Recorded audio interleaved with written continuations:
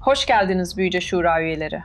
Bugün asalarımızı Harry Potter evreninin en karanlık yaratıkları olan ruh emicilerin asırlardır gizlenen korkunç ölüm gizemini çözmek için kaldırıyoruz. Harry Potter ve Azkaban tutsağında Profesör Lupin'in o meşhur dersini hepimiz hatırlarız. Bize Patronus büyüsünün bir ruh emiciyi öldüremeyeceğini, sadece bir kalkan gibi onu uzaklaştırdığını öğretti. Bu bilgi yıllarca çoğumuz için Harry Potter evreninin temel kurallarından biri haline geldi. Sanki sihirsel bir fizik kanunu gibiydi.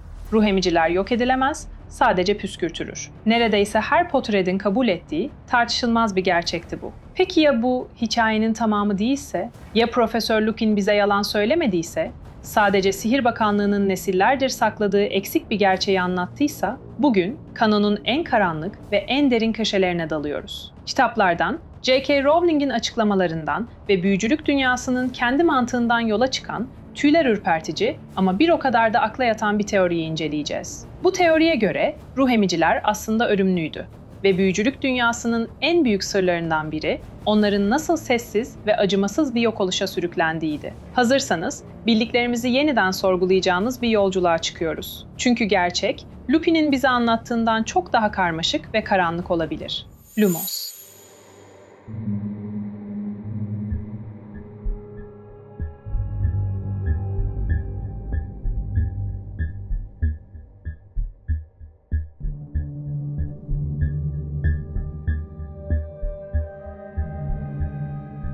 Ruh emicilerin ölümsüz olduğu fikrinin bu kadar yaygınlaşmasının sağlam nedenleri var.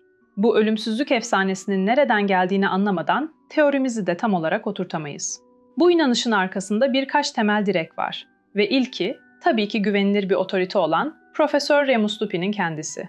Lupin, Harry'e Patronus'u öğretirken büyünün doğasını net bir şekilde açıklıyor. Patronus bir tür ruh emici savuşturucudur. Seninle ruh emici arasında kalkan görevi gören bir koruyucudur.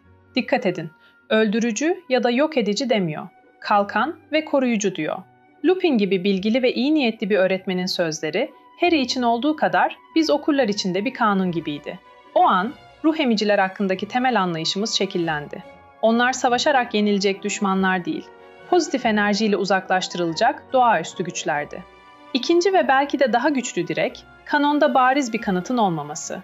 7 kitap boyunca onca savaşa ve çatışmaya tanık olsak da tek bir büyücünün bile bir ruh emiciyi doğrudan öldürmeye çalıştığını görmüyoruz. Ne Zümrüt Anka yoldaşlığının en güçlü seherbazları ne de bizzat Dumbledore bir ruh emiciye "Avada Kedavra" diye bağırmadı. Hogwarts Savaşı'nda kaleyi saran yüzlerce ruh emiciye karşı savunma topyekün bir Patronus bombardımanıydı. Bir lanet yağmuru değil. Bu durum akla şu soruyu getiriyor. Neden? Yani en karanlık lanet olan öldüren lanet bile mi işe yaramıyordu? Bu, kanonda asla doğrudan cevaplanmamış bir soru. Ancak bu kanıt yokluğu, zamanla bir yokluk kanıtı gibi algılandı. Yani kimse denemediği için bunun imkansız olduğu sonucuna vardık. Madem büyücüler onlara lanet okumuyordu, demek ki lanetler işe yaramıyordu. Bu varsayım, ruh emicilerin ölümsüz varlıklar olduğu fikrini iyice güçlendirdi. Üçüncü direk ise ruh emicilerin doğasıyla ilgili. Onlar tam olarak nedir? Canlı mı? Hayalet mi? J.K. Rowling, ruh emiciler için ilham kaynağının klinik depresyon olduğunu söylemiştir. Onlar umutsuzluğun, kederin ve acının vücut bulmuş halidir. Bu metafor, onların varoluşsal durumunu belirsizleştirir.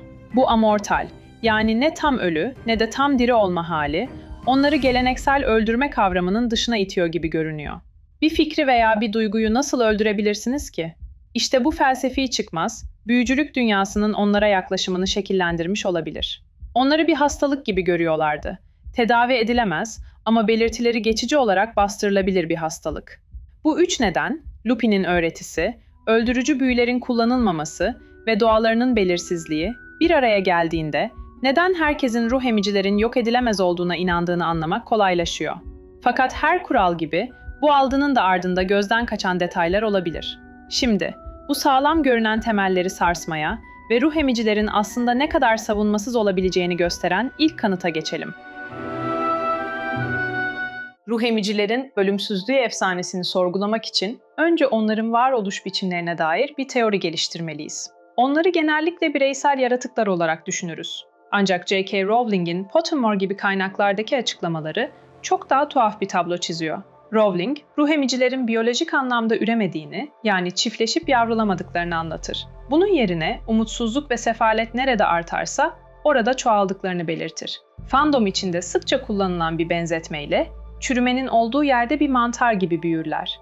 Bu benzetme teorimizin temel taşı. Mantar gibi büyümek. Bu basit analoji her şeyi değiştirebilir. Düşünelim, bir mantar nedir? Genellikle uygun koşullar altında serpilen bir ekosistemin parçasıdır. Nemli, karanlık ve besin dolu bir ortamda ortaya çıkar. Ortam kuruduğunda veya güneş ışığı aldığında ise ölür ya da geri çekilir. Varlığı tamamen çevresine bağımlıdır. Şimdi bu analojiyi ruh emicilere uygulayalım. Eğer onlar da belirli koşullarda büyüyorsa, bu koşullar nelerdir? Kitaplar bu konuda çok net. Sefalet, umutsuzluk, korku ve keder. Bu, onları biyolojik bir türden çok, ekolojik bir fenomene dönüştürüyor. Teoriye göre onlar birer canlı değil, negatif enerjinin fiziksel bir yoğunlaşması, bir tür duygusal küf olabilirler. Bu bakış açısı, onların en büyük zayıflığını ortaya koyuyor olabilir. Bağımlılık. Eğer bu teori doğruysa, kendi başlarına var olamazlar. Hayatta kalmak için sürekli bir besin kaynağına, yani insanların mutluluğuna ve umuduna ihtiyaç duyarlar. Bir aslan avlanamazsa açlıktan ölür. Bir bitki güneş ışığı alamazsa solar. Peki ya bir ruh emici, beslenecek mutluluk bulamazsa ne olur? Mantık, aynı prensibin geçerli olması gerektiğini söyler. Eğer varlıkları çevrelerindeki duygusal neme ve karanlığa bağlıysa, o ortamı değiştirdiğinizde, yani umut ve neşeyle doldurduğunuzda, onların büyüme yeteneğini de ortadan kaldırırsınız. Sadece çoğalmalarını engellemekle kalmaz, mevcut olanları da zayıflatırsınız. Besin kaynağı olmayan bir parazit, eninde sonunda açlıktan ölür. Bu teori, Azkaban'ın neden ruh emiciler için mükemmel bir yuva olduğunu da açıklıyor. Yüzlerce umutsuz mahpusun toplandığı, sefaletin duvarlara sindiği o ada, adeta bir ruh emici çiftliğiydi. Bakanlık onları oraya gardiyan olarak koyarak, farkında olmadan onları besliyor ve popülasyonlarının patlamasına yol açıyordu. Yani, ruh emiciler ölümsüzdür fikri, temel bir yanılgıya dayanıyor olabilir. Onlar ölümsüz değil, sadece doğru koşullar altında neredeyse sonsuz bir şekilde yeniden oluşabilen varlıklardır. Onları yok etmenin yolu, onlara doğrudan saldırmak değil, yaşadıkları bataklığı kurutmaktır. Bu, anlık bir olay değil, uzun vadeli bir süreçtir. Bir lanetle yok edilemezler ama zamanla aç bırakılarak ve zayıflatılarak ortadan kaldırılabilirler. Bu, biyolojik bir ölümden çok ekolojik bir çöküştür. Ve bu ekolojik çöküşü tetikleyebilecek en güçlü silah, Patronus büyüsüdür. Şimdi, bu büyünün nasıl bir kalkandan daha fazlası olabileceğini inceleyelim. Lupin bize Patronus'un bir kalkan olduğunu söyledi. Ve bu teknik olarak doğru. Ama ya kalkanın kendisi düşman için yakıcı bir materyalden yapılmışsa? Patronus büyüsünü daha derinlemesine incelediğimizde, onun sadece pasif bir savunma değil, aynı zamanda ruh emiciler için acı verici ve yıpratıcı bir silah olabileceği teorisi ortaya çıkıyor. Patronus nedir? Lupin'in tanımına göre o, bir tür pozitif güçtür. Ruh emicinin beslendiği şeylerin, umut, mutluluk, varlığını sürdürme arzusu bir yansımasıdır. Yani Patronus, saf, yoğunlaştırılmış mutluluktur. Şimdi kendinizi bir ruh emicinin yerine koyun. Varlığınız, insanların mutluluğunu azar azar emerek beslenmeye dayanıyor. Ama bir anda karşınızda binlerce mutlu anının gücünü taşıyan, saf ve işlenmemiş bir pozitif enerji patlaması beliriyor. Bu, sadece gölgede yaşayabilen bir yaratığı doğrudan güneşe ışınlamaya benzer. Besin kaynağının bu kadar ezici ve saf bir formu, besin olmaktan çıkıp zehre dönüşebilir. Teoriye göre Patronus, bir ruh emici için dayanılmaz bir acı kaynağıdır. Onların karanlık, soğuk doğaları bu saf ışık ve sıcaklık patlamasına dayanamaz. Bu yüzden ondan kaçarlar. Bu sadece bir itme kuvveti değil, aynı zamanda yakıcı bir acıdır. Bu fikri destekleyen ipuçları kitaplarda gizli. Harry, Azkaban tutsağında göl kenarında yüzlerce ruh emiciye karşı Patronus'unu yaptığında, olan biten sadece bir püskürtme değil. Gümüşi geyiğin ruh emicilerin arasına dalarak onları geri çekilmeye zorlaması, pasif bir kalkandan çok daha aktif bir eylemdir. Peki bu zehir teorisi, açlıktan ölme fikriyle nasıl birleşiyor? Şöyle ki, tek bir Patronus bir ruh emiciyi kaçırabilir. Ama sürekli ve yoğun bir şekilde Patronus büyüsüne maruz kalmak ne yapar? Bu teoriye göre, bir ruh emici sürekli olarak Patronus'a maruz kalırsa zamanla zayıflar, enerjisini kaybeder ve hasar alır. Belki tek bir Patronus onları öldürmez ama yüzlerce Patronus, Hogwarts Savaşı'nda olduğu gibi yüzlerce büyücünün kolektif umuduyla yaratılan bir Patronus ordusu, ruh emiciler için ne anlama gelirdi? Bu, onları sadece geri püskürtmekle kalmaz. aynı zamanda varoluşsal bir darbe indirir. Onları besleyen negatif enerji alanını tamamen yok eder ve yerini onlar için zehirli olan pozitif bir enerji okyanusuna bırakır. Bu kitlesel pozitif enerji bombardımanı, teorik olarak onların yapılarını bozabilir ve onları dağılmaya zorlayabilir. Bu anlık bir Avada Kedavra ölümü değil. Bu, bir asidin metali yavaş yavaş aşındırması gibi kademeli bir yok oluştur. Her Patronus teması, onların özünden küçük bir parçayı yakabilir. Bu teori doğruysa, Lupin'in Harry'e neden işin bu kısmını anlatmadığını da anlayabiliriz. Lupin'in amacı, pratik bir savunma öğretmekti. Bir çocuğu korumak için en basit bilgi şudur: bu büyü seni korur ve onları uzak tutar. Onlara aslında acı çektirdiğin ve potansiyel olarak yok ettiğin bilgisi, o an için gereksiz bir detaydır. Ancak bu detay, Sihir Bakanlığı için hayati bir öneme sahip olabilirdi. Eğer bu teori doğruysa, bu durum bakanlığa onları kontrol etmek ve hatta yok etmek için inanılmaz bir güç veriyordu. Peki, bu gücü neden açıkça kullanmadılar? Cevap, politikanın karanlık koridorlarında gizli olabilir. Eğer ruh emicilerin zayıflıklarına dair teorimiz doğruysa, bu durumun farkında olabilecek tek kurum şüphesiz Sihir Bakanlığı'ydı.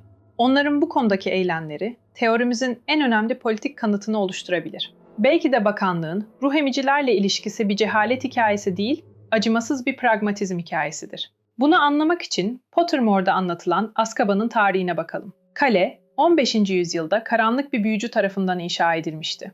Büyücü öldükten sonra bakanlık adayı keşfettiğinde, kalenin daha önce hiç görülmemiş sayıda ruh emiciyle istila edildiğini gördü. O an bir şey yapmamayı seçtiler.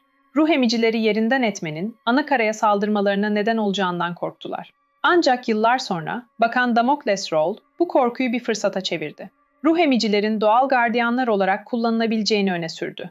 Onları oradan çıkarmak tehlikeli ve masraflıydı. Ama onları, mahkumları kontrol etmek için kullanmak, bu, bedava ve dehşet verici derecede etkili bir çözümdü. Bu karar, bakanlığın yüzlerce yıl sürecek politikasının temelini attı. Yok etme, kontrol et. Peki neden? Birincisi, bariz pragmatizm. Ruh emiciler mükemmel gardiyanlardı. Rüşvet almazlardı, uyumazlardı ve mahkumların kaçma umutlarını yok ederlerdi. Bakanlık için Azkaban, gözden uzak, gönülden ırak bir çözümdü. İkincisi ve teori açısından en önemlisi, gücün kontrolü. Eğer ruh emicilerin yok edilebileceği bilgisi halk arasında yayılırsa ne olurdu? Ruh emicilerin yenilmez olduğu efsanesi, bakanlığın elindeki en büyük kozlarından biriydi. Onlar, sadece bakanlığın kontrol edebildiği mutlak bir dehşet silahıydı. Cornelius Fudge'ın Sirius Black'in kaçışından sonra ruh emicilerin Hogwarts'ın etrafına yerleştirilmesini onaylaması, bu silahın nasıl bir politik araç olarak kullanıldığının bir örneğidir. Fudge, "Bakın, benim kontrolümde ne var?" diyordu. Böyle bir gücü neden yok etmek istesin ki? Üçüncüsü, en kolayı buydu. Ruh emicileri yok etmek için bir kampanya başlatmak büyük bir risk gerektirirdi. Ya plan başarısız olursa? Bakanlık için statükoyu korumak, yani ruh emicileri Azkaban'daki besinleriyle meşgul tutmak, her zaman daha güvenli ve zahmetsiz bir seçenekti. Yani teoriye göre, yüzyıllar boyunca bakanlık, bu korkunç varlıkları yok etme potansiyeline sahipken, onları bir araç olarak kullanmayı seçti. Onların ölümsüz olduğu yalanını veya eksik gerçeğini sürdürdüler. Çünkü bu yalan onlara hizmet ediyordu. Onları öldürmediler. Çünkü var olan halleri, ölümlerinden çok daha kullanışlıydı. Bu karanlık denge, Lord Voldemort'un dönüşüyle paramparça oldu. Ruh emiciler, onlara daha fazla özgürlük vaat eden Voldemort'un tarafına geçtiler. Ve savaş bittiğinde, yeni bakan Kingsley Shacklebolt, bu kirli sorunu çözmek için radikal bir karar almak zorundaydı. Bu noktaya kadar teorimiz size mantıklı geldiyse ve Harry Potter'ın bu karanlık sırlarını daha fazla deşmemi istiyorsanız, bir saniyenizi ayırıp videoyu beğenmeyi ve bu tür derinlemesine analizler için kanala abone olmayı unutmayın. Çünkü şimdi teorinin en can alıcı ve en karanlık kısmına geliyoruz. Kingsley Shacklebolt'un sessiz yok etme planı. İkinci Büyücülük Savaşı bittiğinde Kingsley Shacklebolt'un önünde dünyayı yeniden inşa etme görevi vardı. J.K. Rowling'in yazdıklarına göre Kingsley'nin ilk büyük eylemlerinden biri ruh emicilerinin Azkaban gardiyanlığına son vermekti. Bu ahlaki olarak doğru bir karardı ama devasa bir soruyu da beraberinde getiriyordu. Peki o yüzlerce ruh emiciye ne oldu? Nereye gittiler? Kanon bize bu konuda bir cevap vermiyor. İşte teorimizin zirve noktası da tam burada başlıyor. Kingsley'nin ne kadar zeki ve acımasız bir stratejist olabileceğini varsayıyor. Teoriye göre Kingsley, ruh emicilere karşı açık bir savaş ilan etmenin felaket olacağını biliyordu. Bu daha fazla kaosa yol açardı. Dolayısıyla teoriye göre Kingsley çok daha sinsi ve ölümcül bir yol seçti. Ekolojik savaş. Ruh emicilerin en büyük zayıflığını, yani besinlerine olan mutlak bağımlılıklarını onlara karşı kullandı. Planın ilk adımı, kanonik olarak bildiğimiz gibi, onları Azkaban'dan kovmaktı. Bu sadece ahlaki bir jest değil, aynı zamanda stratejik bir hamleydi. Kingsley, onların en büyük ve en güvenilir besin çiftliğini ellerinden aldı. Yüzyıllardır sefaletle dolu bir açık büfede yaşayan ruh emiciler, aniden ana yemek kaynaklarından mahrum bırakılmıştı. İkinci ve daha da dahice olabilecek adım ise onları serbest bıraktığı çevreydi. Savaş sonrası büyücülük dünyası, ruh emiciler için olabilecek en düşmanca ortamdı. Voldemort'un yenilgisiyle topluma yayılan o yoğun korku ve umutsuzluk dağılmıştı. Yerini ne almıştı? Umut. Yeniden inşa coşkusu. Geleceğe dair bir iyimserlik. Bu, bir ruh emici için adeta radyoaktif bir çevreydi. Onların gelişip serpindiği o duygusal bataklık kurumuş, yerini onlar için çorak, yaşanmaz bir çöle bırakmıştı. Eğer bu teori doğruysa, Kingsley onları öldürmek için tek bir lanet bile etmek zorunda kalmadı. Onları hayatta kalamayacakları bir ekosisteme salıverdi ve doğanın kendi acımasız kanunlarını uygulamasını bekledi. Bu plana göre savaş sonrası yıllarda ruh emicilere ne oldu? Belki küçük, izole cepler halinde yaşamaya devam ettiler. Ancak artık merkezi bir üsleri ve sürekli bir besin kaynakları yoktu. Daha da önemlisi, mantar gibi büyüme yeteneklerini kaybetmişlerdi. Yeterli kitlesel sefalet olmadan popülasyonları artmıyor, aksine azalıyordu. Bu teoriye göre her geçen yıl besin bulamayan, zayıflayan ruh emiciler solup gidiyor, varoluşlarını sürdürecek enerjiyi bulamayarak dağılıyorlardı. Bu, yavaş, sancılı bir açlıktan ölümdü. Bu teori, Harry Potter evreninin sonraki dönemlerinde neden ruh emicilerden neredeyse hiç bahsedilmediğine dair de bir açıklama sunuyor. Lanetli çocuk gibi sonraki materyallerde ruh emiciler artık aktif bir tehdit değil. Neden? Çünkü teoriye göre Kingsley'nin planı işe yaramıştı. Sayıları o kadar azalmıştı ki artık sadece karanlık masallarda kalan birer kötü anı haline gelmişlerdi. Bu ahlaki olarak rahatsız edici bir fikir. Kingsley Shacklebolt'un bütün bir türü kasıtlı olarak açlığa mahkum ederek yok ettiği teorisi. Ancak bir liderin bakış açısından bu acımasızca bir dehaydı. Tek bir büyücünün bile hayatını riske atmadan büyücülük dünyasının en eski tehditlerinden birini kalıcı olarak ortadan kaldırdı. Ve bunu kimseye bir soykırım yaptığını açıklamadan politik olarak temiz bir şekilde başardı. O sadece ruh emicileri Azkaban'dan kovdu. Gerisini doğa halletti. Peki, tüm bu teoriyi bir araya getirdiğimizde ne görüyoruz? En başa o Hogwarts sınıfına geri dönelim. Lupin bize yalan mı söyledi? Muhtemelen hayır. Profesör Lupin bize yalan söylemedi. O, bir çocuğu korumak için bilinen en güvenli gerçeği öğretti. Asıl örtbas, eğer teorimiz doğruysa, Sihir Bakanlığı'nın yüzyıllar boyunca sürdürdüğü bir politikaydı. Bu korkunç varlıkları bir araç olarak kullanmanın, onları yok etmekten daha kolay olduğu gerçeğini gizlemeleriydi. Bugün incelediğimiz bu kapsamlı teori, ruh emicilerin ölümsüz olmadığını, aksine var olmak için kedere muhtaç olan parazit benzeri fenomenler olduğunu öne sürüyor. Patronus'un sadece bir kalkan değil, aynı zamanda onlar için zehirli bir mutluluk bombası olduğunu varsayıyor. Ve en önemlisi, Kingsley Shacklebolt'un onları savaşarak değil, umut dolu bir dünyada açlığa terk ederek yok etmiş olabileceğini iddia ediyor. Bu, kanonun satır aralarında gizlenmiş, parçaları birleştirdiğinizde ortaya çıkan karanlık, rahatsız edici ama bir o kadar da mantıklı bir tablo. Belki de ruh emiciler yok edilemez değildi. Sadece onların ölümü, bir lanetin ani parıltısı gibi değil, bir mumun yavaşça sönmesi gibiydi. Peki, siz bu konuda ne düşünüyorsunuz? Ruh emicilerin gerçekten de açlıktan ölebileceğine inanıyor musunuz? Yoksa Sihir Bakanlığı'nın bu karanlık planı size çok mu acımasız ve inanılmaz geliyor? Ruh emicilerin akıbeti hakkındaki kendi teorilerinizi aşağıdaki yorumlar bölümünde paylaşın. İzlediğiniz için teşekkürler. Nox.